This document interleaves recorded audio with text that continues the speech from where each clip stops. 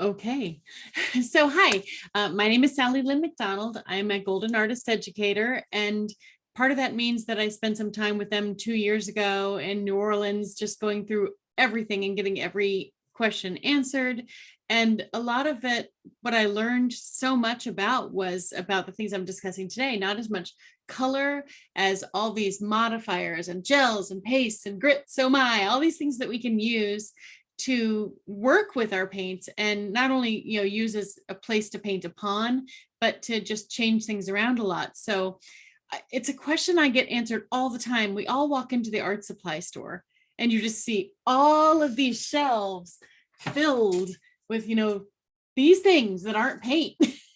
And a lot of people are like, what do you use this for? So I thought we'd kind of do a little bit of lecture today about those, and then show some stuff off and just talk about them a little bit, because there are several consistencies that you can use by themselves, or you can mix them with your paint. And as an instructor, I'd like to make it easier. I know a lot of people hear soft peaks, and that just reminds me of, what was that show, Schitt's Creek, where fold in the cheese.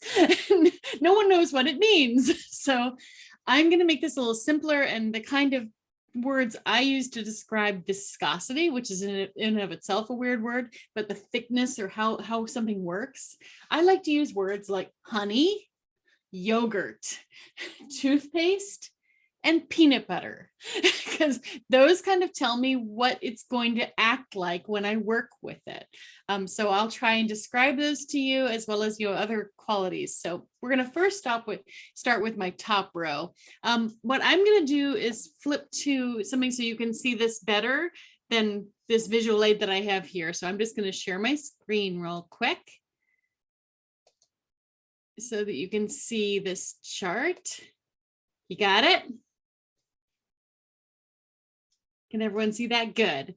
Okay, and I'm definitely going to provide links to all of these pictures and my write-up and everything to Donna, so you'll have them when you go on to her Patreon later on. That's where we put the video posts too. So she'll go over that at the end of the discussion, so everyone knows how to get all of this once we're done. Okay, so my chart here that I'm looking at, I'm going to talk about the gels first. And gels are basically transparent. When you use them, but the funny thing is, when you take any of this stuff out of the jar and put it on your palette, it's white. And so it can really confuse people when you're like mixing soft gel gloss or regular gel gloss in with your paint. And then it makes the paint look lighter, almost like it's tinted. But the thing with acrylics in general to know is that acrylic polymers are white. So even in paint itself, when you're using paint out of the tube, you may have noticed when it dries, it looks a little darker. We'd like to say like 20% darker. That's because the polymers are white, but when they dry, they're clear. And so that white goes away and you're left with just the tube color, what it looks like on the outside of the paint jar, that little swatch that they've hand painted on there. So that's why things may look a little lighter when you're working with them. And then when they're dry, you're like, oh, it's darker now. That's why, because acrylic polymers are white. Gels, however, when they dry, that polymer goes transparent, just like it does with the paint. And so that way, when you're working with these, you'll be able to get a better sense of what they look like when they're finished, if maybe you make a little sample board for yourself. So I'm going to talk about all the different ones that we have. Now, each of these gels is available in gloss and semi-gloss and matte finishes. And so you can use them to do a lot of different things. They're great to create glazes, extend your paint, and change the finish of your paint. Gels are essentially colorless paint. Okay, they utilize the same 100% acrylic polymers that acrylic paint does. So they're super safe to use with all of your acrylic paints. And they're also excellent adhesive if you're doing collages or mixed media, because gels are dry clear. Gels make opaque paints more transparent when you mix them in with it. So if you have something where you really want to use a color, but it's really opaque and you want to be able to see through it, you throw some gel in there. Boom, now it's a little more transparent without disturbing the color. unlike using water or other things that actually water down, they don't change the pigment, the value of the pigment. So they're great to use instead of using a water. So let me talk about first soft gel. Soft gels are thinner than heavy body colors. Okay. So you mix them with acrylic colors and they give you a nice glaze, it makes it just like clear. They are used as a good base for wet blending for, if you want to blend colors together. And it is my favorite adhesive to use for a collage. Soft gel medium, best thing ever. A nice thing to do with it is just to create, if you are painted something and the surface is dry, like if you're painting water or anything that you want to have layers of color, I love putting the layers down and then putting a very thin layer of soft gel medium over the top, let that dry, and then paint again with maybe more transparent colors. It just creates depth. So soft gel is my favorite for doing that. So let things dry between additional layers, and then you'll get that visual depth. And it's little bits of magic. And those, as I said, they're thinner than heavy body colors. Now you can use these with any of the paints, but just to understand the consistency of it, soft gel is yogurt or, heavy whipping cream. It's kind of what it's like. Regular gels, however, have the same viscosity and consistency as heavy body paints. Now they're great for extending paint because, pigment is the expensive thing, right? So when you mix it in with a colorless thing, you can extend that paint, a lot further, almost double it in how much you can get out of the paint. So they're great to use, even if you don't want to change their consistency. That's where regular gel comes into play. In addition, because paints tend to dry with kind of a glossy finish, if you use regular gel matte with your paint, then you can mattify that a little bit without changing anything, so it's just a nice way of getting the finish of the paint to be more matte without really changing things. So you can regulate the transparency without changing the consistency of a heavy body paint. Make sense? It's really good for doing impasto or thick work. But then there's even thicker stuff. Moving over to kind of toothpaste land, and its consistency would be the heavy gels. They're thicker than heavy body paint, actually. And so they can be blended to actually increase that body, and they hold peaks.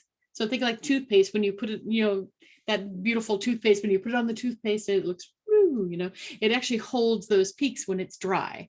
So it makes heavy body even more bodyful, if that's a word. Now, I'm going to share with you, I wish I could demo this right now, but I don't have both cameras working. And it would take too much time. This is a funky thing that I like to do with heavy body. Some of you know I used to work with the gel press, and so I'm a real gel printing, mono printing, works jelly arts, all of that stuff. I love that stuff. So there's an artist I worked with called Roy Kinzer, and I'm going to share a link when we post this up here of his artwork. But I like mixing medias together, and my favorite things to play with are watercolor and acrylic. So what I like to do is take a piece of heavyweight watercolor paper and just fill it with beautiful color, right? Lots and lots of color.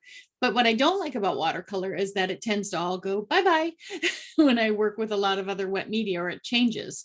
So what I like to do is create this beautiful field of color and then take a stencil, whether it's hand cut or purchased, and lay a thin layer of heavy gel over that. Try not to let it go underneath the stencil. Just try to let it, go right on top of the watercolor paper. My cheat is I do the heavy gel stenciling on a gel plate. So I can get all this heavy gel on the gel plate, and if any goes kersploosh underneath the stencil, I can clean it up and then apply it to the watercolor paper. Now I lift that off, or if I've spatulaed it on, whatever, use the palette knife, I lift it off, let it dry. The heavy gel is going to go clear.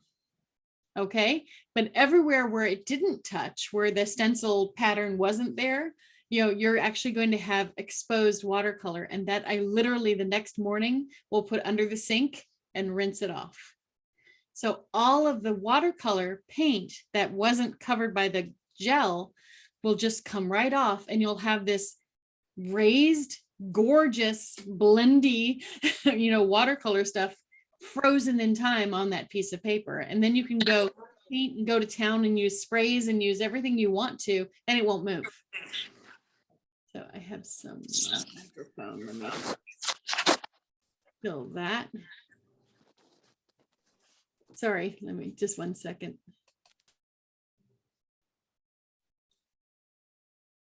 I don't see where it was, but it seems to have gone away. All right. I'm cracking up now. I'm getting a different picture here. So it's just a fun way of working with that. So you can like work with watercolors and you have a beautiful background, you want to freeze it and you don't want it to go anywhere. You can use heavy gel to freeze it in place. And you can use heavy gel matte if you don't want it to look glossy. I prefer to use staining colors for that technique. And so like I have a list of all the staining colors, but that way it goes right into the paper and it's staying there and it won't wash away. So it gives you kind of a cool background too. Just gonna remind everybody to mute their microphone this way. I think a couple are unmuted. Sparking. There you go. So that's just a fun way to use the heavy gel, as well as just for holding peaks and mixing in with your paint. And then there's extra heavy gels. But wait, there's more. Extra heavy gels is the thickest consistency that they offer.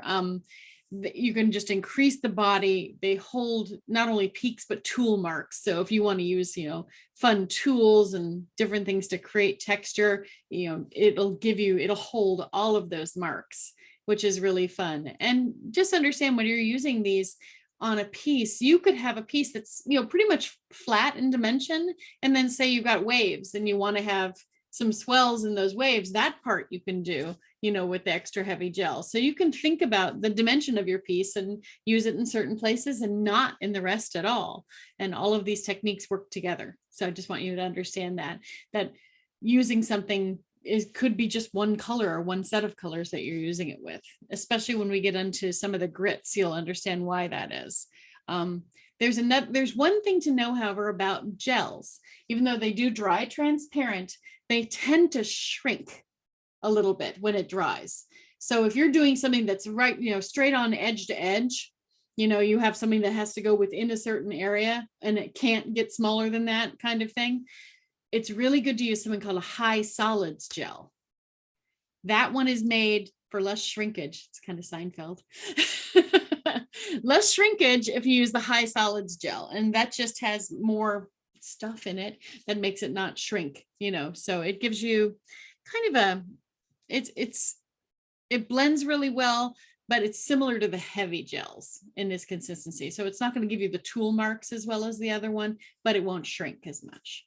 And just as something you can really easily test, just like draw a circle and paint within that, let that dry overnight, and you'll see what I'm talking about. It's just a simple thing. You can do a little spot test. So these are all of the gels. On the top row, you're seeing everything looks kind of transparent, and that's the gel applied with no paint in it at all. And then the other ones I have actually mixed in with paint, so you can see how they look. And now we're going to talk about the funky one. Clear. Just want to jump in here and just kind of bring in that, that shrinkage is important to know for people that work on paper, because paper will curl and shrink down and not lay flat if they're using some of these mediums. So they just need to know that. So I actually never put 2 and 2 together with the shrinkage. And yeah, that made a lot of sense. So perfect point. Yes, if you work on paper, you're gonna, especially with gels, use the high solids gel, because that will do that less, and there's really nothing else you can do about it. So unless you've got this thing firmly attached to a board to start with, you're going to experience some curling. Good point. Love that. All right, clear tar gel. This is funky stuff. It's really fun to mix in with paint and then just drizzle from the end of a palette knife. And the marks that you see there in that upper left corner, it's like honey, but it literally drizzles little tiny bits of it all over the place. And so you can have like a set of clear tar gel and then dye some and kind of drizzle it over, and it just gets all these little coils. It looks like really curly hair, but it just keeps going and going and going off the end of a tool. Blends really well with colors, but I really love dripping it over surface. It's literally continuous dripping. Instead of a splatter, you'll get a continuous thin lines. It's really fun to work with. My favorite 2 cents that I've heard about tar gel from a golden person was that not that anybody should try this, but you could stand on the top of the Empire State Building and pour the tar gel out and it would never break. Like it would pour in a continuous drip all the way down to the ground. It's really funky, resinous, stringy. But, and one of the things I like about it is how other paints react to it, because it's got a funky viscosity, right? This is what's cool is you could actually palette knife out some clear tar gel, which you wouldn't think that you would want to do, but get a field of that in like a dark color, like say, I don't know, just a really like even a dark teal. We like teal. Then take something with a completely different viscosity, like high flow. High flow is the stuff that can go in pens. The high flow paint, if you take like a high flow in Titan Buff, the cream, and just drip it in, it holds the drops in place and they sort of break up a little bit, but it's really cool looking. So if you want to create an interesting texture, that's a great way to do it. It's just amazing to see how the high flow in a contrasting color looks sitting on that field of clear tar gel. Try it out. You'll like it. Okay, and then the last gel, clear leveling gel. This stuff is fun because, I mean, before color pouring, this existed to me. And it was just a gel literally that you could put in with your paint that would level, create this really resin-like, level, high gloss, quality to a paint. So when you wanted to glaze a piece, for example, this was my favorite thing, to just glaze one whole color over something and it would like level the whole thing and almost look resinous. Like that clear, shiny resin, but with a color in it. So, and it levels, so it's an interesting product to use. That's like, so not like color pouring, but more of a leveling quality to it. So that's clear leveling gel. All right, so gels, they dry transparent, but you can add color to them or not. And I tend to use them always with color in them.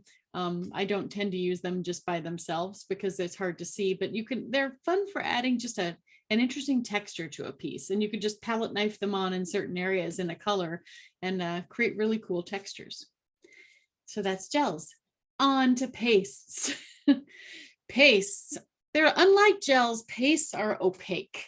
So, I mean, when you first put them on, you'll see in that row there of the paste area, they're all white to start with. And this is why it confuses people, especially like when they're working with mixing paint into it, they look a lot lighter when you're working with it. And then it kind of, it stays white. So you can see how the paint mixed pieces look lighter because they have a white field behind them. So it's something that you need to take into account when you're working with something, because if you're expecting it to look like the one above with clear tar gel, you can see how much the color changed because I mixed it in with molding paste. Here's my gotcha for you. I'm going to I like to work with these pastes because I like to work with them, but I don't like that they tint so much. So I tend not really to mix my paint with them. This is just me personally. I tend to use them to create a ground and then I'll paint over that when they're dry. And that way for me, it's just easier for me to see what I'm getting. But that's just a way of thinking about them. They're great. I agree with you on that too, because I feel like sometimes they become flat, like your color becomes like tonal and very flat. And using them to create the texture and painting on top, the color can set in the nooks and crannies too differently. Yes, absolutely. And so I don't like pre-mixing it. You can, and it depends on what you're looking to create. For clouds and things, they're kind of great mixed in with the paint. But if you want something that looks like it's aged, and I'm always referring back to my quinacridone Nicolezo Gold, of course, you want it settling in the cracks and crevices. So instead of getting uniformity, you can get, just that texture really showing up if you let the molding paste dry and then paint over the top. Okay, so molding paste itself is a great hard flexible film, and it's really great for extending paste. The difference between molding paste and light molding paste is literally the weight. If you're working with a very large piece and you do a lot of molding paste on that, I mean, talk about the sweater you were talking about earlier, it's going to weigh a lot. And so that's why they came up with light molding paste. And it's literally 50% lighter than the regular molding paste. So it helps if you're working with a large piece not to weigh it down too so much that your support can't handle it. That's really it. I also find the drying time, because it's more porous, is a lot less with the light molding paste. And for those of us that may not have patience in abundance, I tend to go to that one anyway. I'm sure you're true. I'm sure that's absolutely right. I mean, it just comes down to how the air probably flows through it too. It definitely dries faster. And so, I mean, for me, I don't see any reason to use regular molding paste. I tend to use light on everything because I don't really want weight and I don't want to have to wait for it to dry. So wait and wait. Don't want either of those. Go over to the other one. So light molding paste is a favorite. Then there's extra heavy molding paste, and it's actually a blend of extra heavy gel and molding paste. And so it's interesting because it dries more of a satin opaque finish. So it's great for building up viscosity and changing the finish. So it's just funky. They've just married those two together. And then hard molding paste is a lot of fun because you can literally carve it with power tools.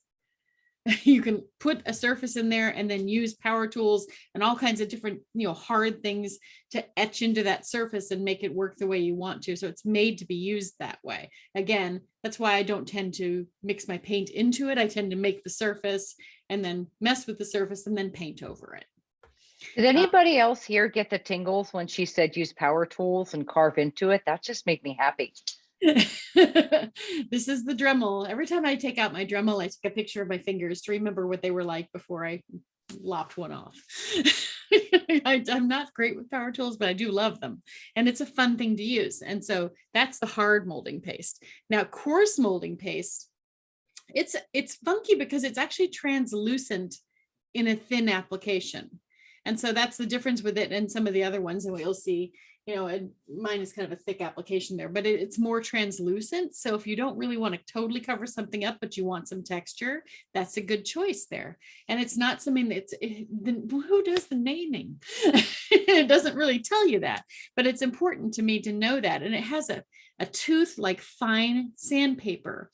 So what I love about it so much is you can really, it just gives you this finely pebbled surface, and it actually makes it really easy to draw with dry media on top of it. So it's something I use quite a lot if I really want to get mixed media in there and get some graphite going and mess around with some different things. It creates a beautiful tooth for working with wet or dry media. So you may like coarse molding paste for that. Now, this is where things get really fun. Fiber paste. If you haven't worked with this before, it literally gives whatever surface you're working on. If you just have a regular gessoed canvas and you put a layer of fiber paste on it, it's going to act like handmade paper, because it's essentially what it is now. So you're creating this beautiful handmade paper. You can just skim it on with a wet palette knife. And, it has kind of a slightly off-white color, but it's really absorbent like a handmade paper. So it's super fun to work with acrylic washes. So that's what's fun about paste, is like you're changing your surface. It's a really cool one to play with. And once again, love stenciling little bits of that onto things. If you just want some areas to have that kind of texture and work differently when you do a wash over the whole piece, you're going to love working with that stuff. And then another one, Crackle Paste. This is not your inexpensive crackle paint from the big box store. This is the good stuff. I love Crackle Paste because, if you apply it on thinly, you get tiny little cracks. And if you apply it a little thicker, they're bigger cracks, and it just dries to this opaque matte finish. And then you can paint over it, and it's really absorbent. So it works really great with the different surfaces and mediums. And this is where, if you're doing a big turtle and you want to just do the shell in that crackle paste and just let that dry and then go to town painting that thing. And it's just so much fun to work with. So you can see, I'm going to bring really quickly a different picture up so you can kind of see this a little better. Because I have a poster down here, but it's hard to see. So I'm going to share this one. This is where I'm actually coloring over different mediums. Okay, so on the bottom row, can you see this one now? On the bottom row, you see the Crackle Paste. And so I've actually used those with watercolor, with high flow, and with just like fluid paints. And it's really fun to work with. And you can see the difference in the cracks, and just a really fun surface. And there's no, is it going to crack? It's 100% going to crack. It's not going to not crack on you. You don't have to do anything to it to make it crack, except let it dry. So these are the kind of things that when you're impatient, it's the end of the night and you're going to go to bed, put the Crackle Paste on, go to bed. Come up in the morning and you're going to love what you see and what you have to work with. It's an amazing. Worth mentioning again, do not take a heat gun to Crackle Paste. It will take the ability to crack out of it. So I just always want to mention that, like, not only do you need to let it dry, you need to not heat gun it. Yeah, it's really not a good idea to heat up plastic any day. And basically painted acrylic polymers are plastic, just let it dry. So it's your end of the night. This is the thing I'm going to have be dry in the morning. That's where you get out these pastes and put them wherever you want. And then night, come back in the morning and you're going to love them. You're going to have so much fun with those surfaces as they are. Okay, now I'm going to flip back. I should share both of these and just flip around. Let's try doing more than one. That's why I put them both up here. Let's see if we can do that. Okay, both of the screens are up now. Okay, the bottom row is the grits. That's what we call them, grits, not to eat. But they're chunky. They're gels basically with aggregates in them. So you'll see at the beginning of it, like the glass bead gel, the clear granular gel, even the fine pumice, they actually are pretty transparent, translucent, in their base. And so it's fun to put over things. The clear granular gel, not a lot of people have ever heard of this thing. And what I like about it, well, I mean, unlike glass bead, I'll talk about glass bead first, and then I'll tell you about clear granular. So glass bead gel, it's obvious. It's literally made with genuine glass beads in there, and they're all the exact same size. And so it's really fun to create. It looks like sort of like condensation on glass when you use it. I'll give you an example where I was out looking at sunrise the other morning and there was condensation all along the deck railings. And I thought, oh my God, that's exactly where I would use it to just create that look. It's such a cool look, and it's best seen in thin films over a lighter color.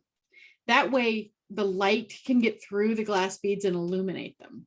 So super fun to work with. And I have some examples down below where you see I've used it just with watercolors and let them dry with high flow. It's really fun to work with, but it's very uniform. So there's a specific use for that, and what I would have used this, but I like the other one for what I'm about to tell you. Clear granular gel. It's not as uniform.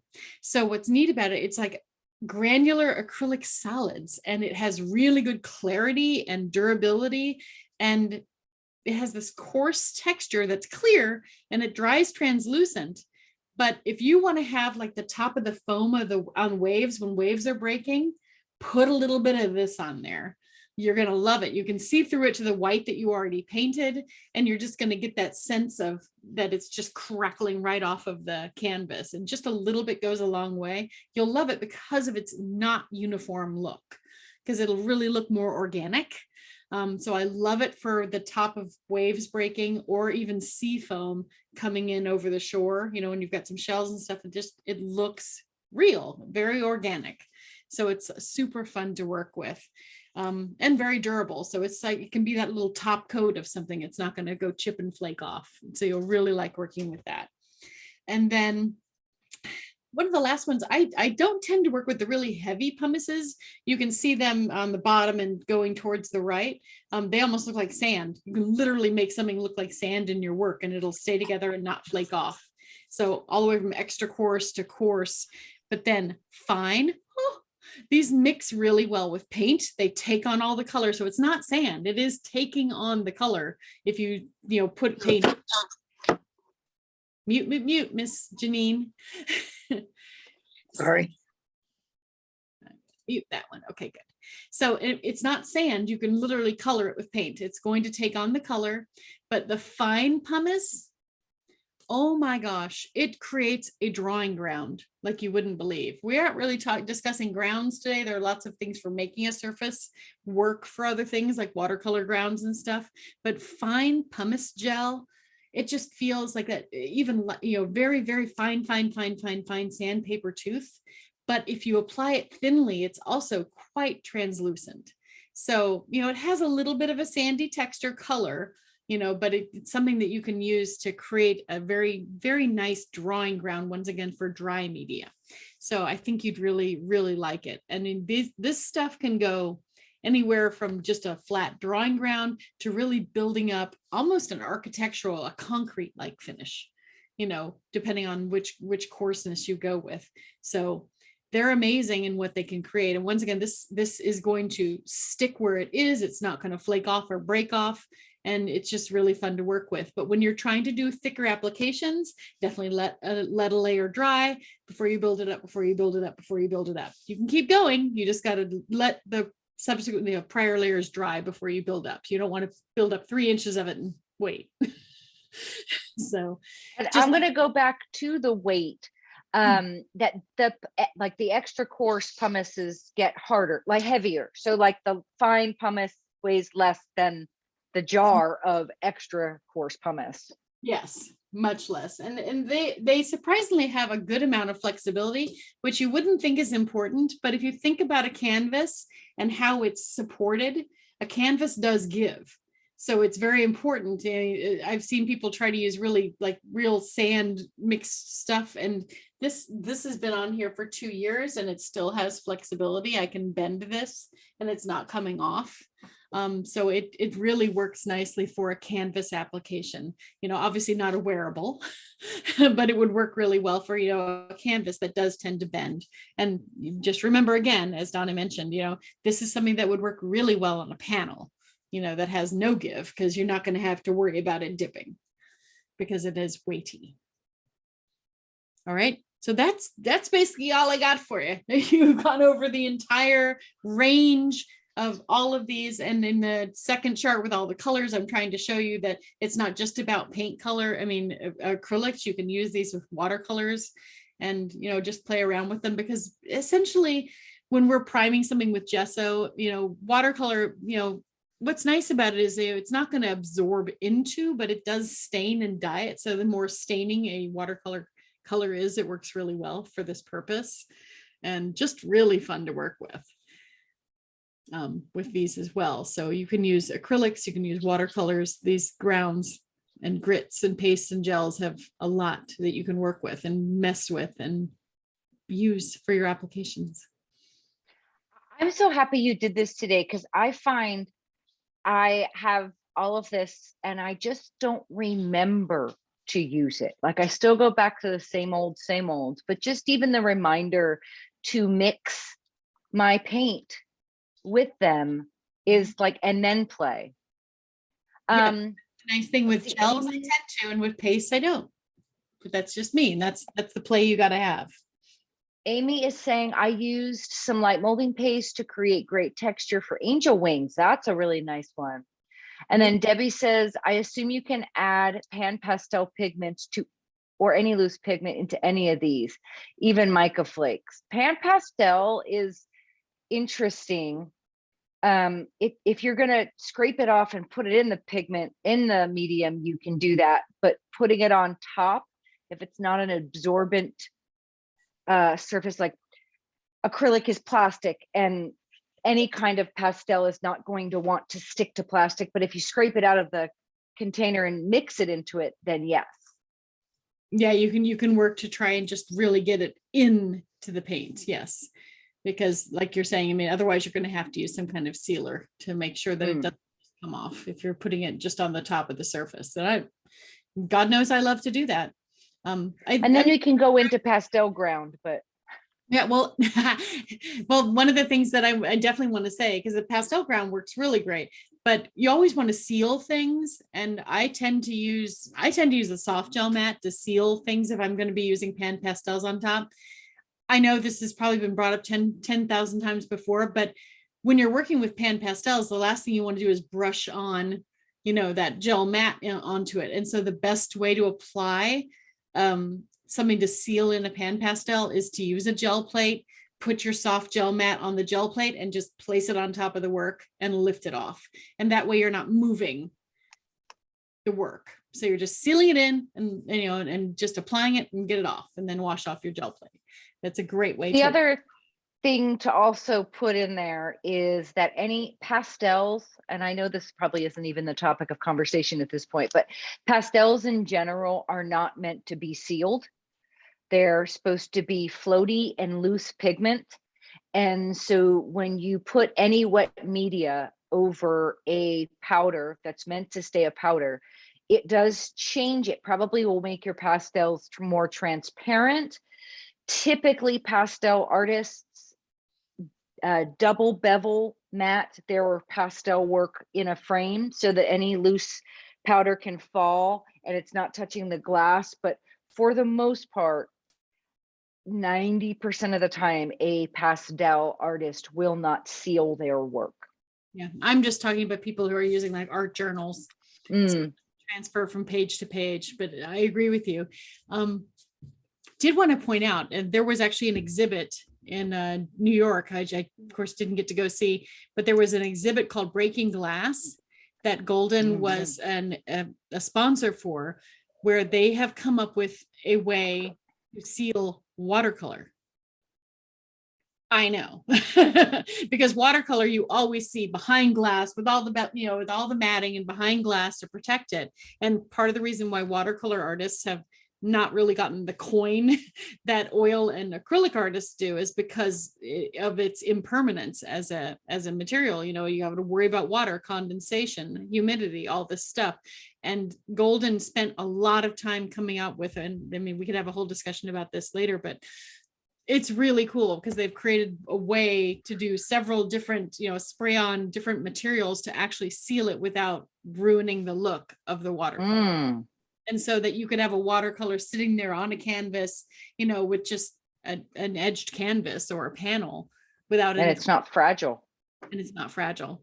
Oh, yeah, it was just Google Breaking Glass and Golden, and there was an entire exhibit. And I'll hunt up a link for you, Donna, that you can put on the page. It's cool because you see all the work and you're like, my God, yeah, that's really fun. So do we have questions from anybody? That was a lot of information to take in. I'm sure many of you have these medias and are not using them like I'm not using them, but I own them, so I'm halfway there. Read an article. Oh, let me see. Chat. Read an article. Oh, so someone read an article about the exhibit. Yeah. I do have a picture, by the way, of the my friend Lee Montz did of this watercolor under the trap gel. I have a picture of that I'm going to share with you real quick while people are coming up with something to discuss. Let me just blow this up and share. And as she's kind of looking for that, honestly, like if you have serious questions that you're like, please just help me, I'm having trouble with something, is understanding Golden. Sally Lynn is literally the person that you need. This is fantastic. It's really fun, isn't it? And especially Lee really likes to use the staining colors because he likes that look underneath it. You know, I would honestly probably do this. I don't even know. I mean, it's nice because then you can just paint over all of it, and it has a resist on it now, basically. I'm definitely, so this is water-based media. So it doesn't have to be watercolor. It could be like dilutions or Tim Holtz sprays. And then you're putting the soft gel through or they put a soft gel through the stencil. Heavy gel. Mm-hmm.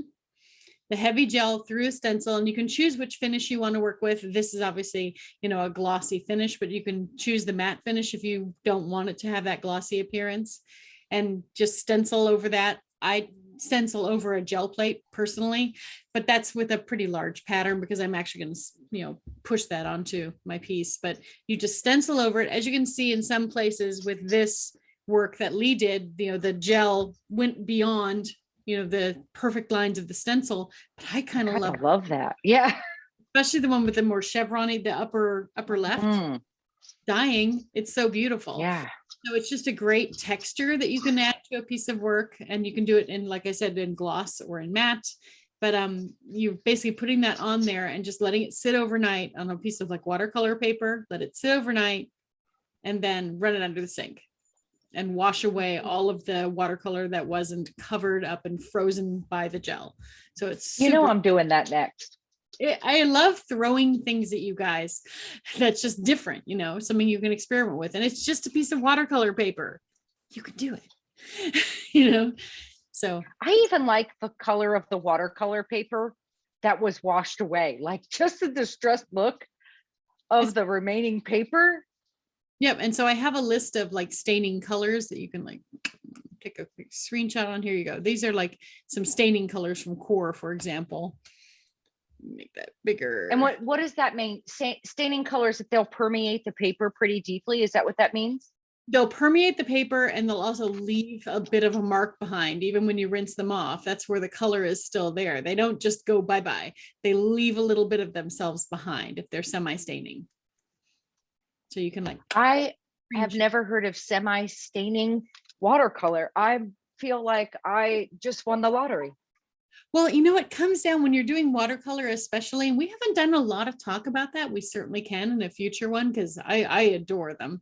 And they're fun to work with mixed media, but semi-staining means that, if you put something down, it's hard to lift it off, because it'll be there, and it's going to leave a mark. So they're harder to work with when you're a beginner and you don't have a lot of control. But from the standpoint of this particular work, it's so nice because you want it to kind of leave a little bit of itself on the paper. And so you're not just ending up with a white surface behind, you have this beautiful colors kind of hinting in there. So back to the picture. Now I've got to go buy Coarse watercolors. What the hell? Yeah. So, they're beautiful. Just take a look at this one. So freeze your watercolors, and that's really fun to me. Generally, just it's a different look. It's obviously not like a watercolor at all at this point, but it's from a mixed media perspective, it's frozen. So everything else you do, no matter you apply other colors, etc., you can just paper towel off the top, and this stuff now has a resist over the top of it, so it's going to stay the way it is. Hell, I'm just excited for another way to use my stencils. Yeah. I've heavily invested in stencils. I'd like to find another way to use them. You're kind of preaching to the choir. You can't see it. Wait, here you go. Let me just flatten this out since it's not much use to you anyway.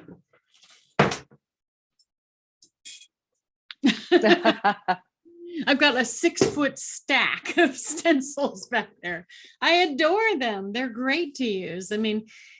Just so much fun to add into your work, even if you just bend them and just kiss the work in different places, so it doesn't look like anybody's stencil. It's just giving you a certain amount of texture. Stencils are flexible, so they're a lot of fun to use that way, and layering in a work, so they're great to work with. All right, so I have the handout of everything that I was talking about, all the lists, how these things work, all the pictures. That's going to go up on Patreon. Donna, take it away. Talk about Patreon.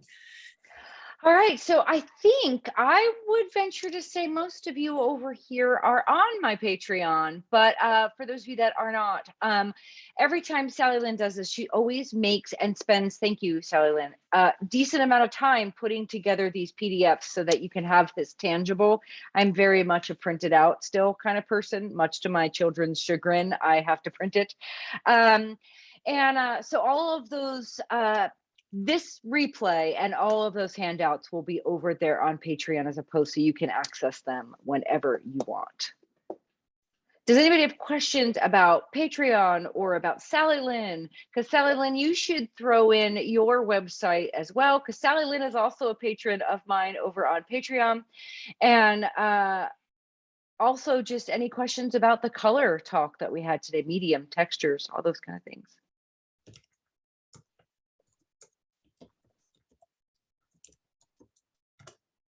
I gave you my email. Right. Yeah, I love you. All right. Well, if y'all don't have any more questions, I want to again thank you, Sally Lynn, for sharing. Um, I also want to mention that Sally Lynn does this out of the kindness of her heart, not because she's paid to do this in any way, shape, or form. And this information is good quality information that you'd probably pay good money for in a class or by a golden instructor. So I just want to thank you, Sally Lynn, for always making yourself available and sharing that knowledge. I know I'm a better artist for it. And thank you for doing the color collab with me. Yay. All right, everybody. Well, we've finished like 10 minutes early. But if you have any questions, of course, you can catch us on Patreon and Facebook and everywhere else. And everyone have a wonderful, happy, healthy holiday season. Bye, guys. Bye, Sally Lynn.